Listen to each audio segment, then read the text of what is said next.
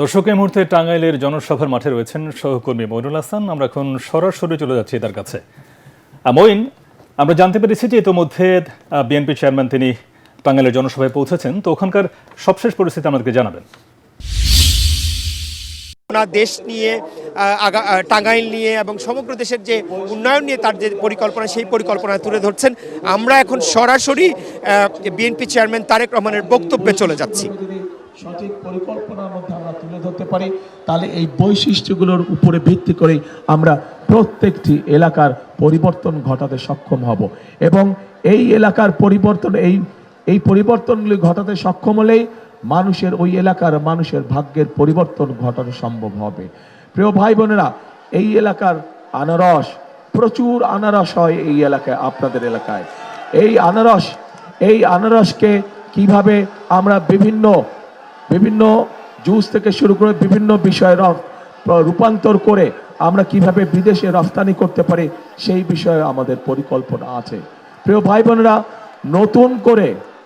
নতুন করে এই অঞ্চলে একটি ফসল উৎপাদিত হওয়া শুরু করেছে, অর্থাৎ সম্ভাবনা দেখা দিয়েছে। কি সেটি পাট শিল্পের এখানে নতুন করে সম্ভাবনা দেখা দিয়েছে।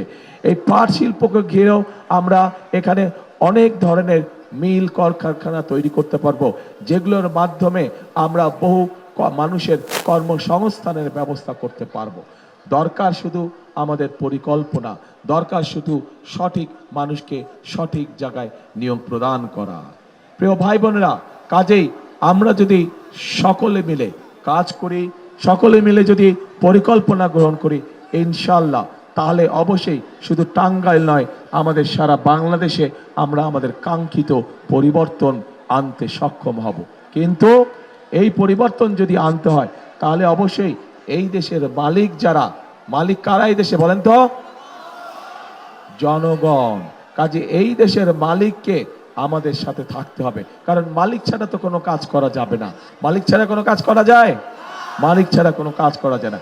কাজে এই দেশের মালিক, আপনারা যদি বিএনপির পাশে থাকেন, এই দেশের মালিক জনগণ, আপনারা যদি বিএনপিকে সমর্থন দেন, এই দেশের মালিক জনগণ, আপনারা যদি বিএনপিকে সামনে এগিয়ে দেন, তাহলে ইনশাল্লাহ বিএনপি ধীরে ধীরে এই দেশের মানুষের ভাগ্যের পরিবর্তন ঘটাতে সক্ষম হবে।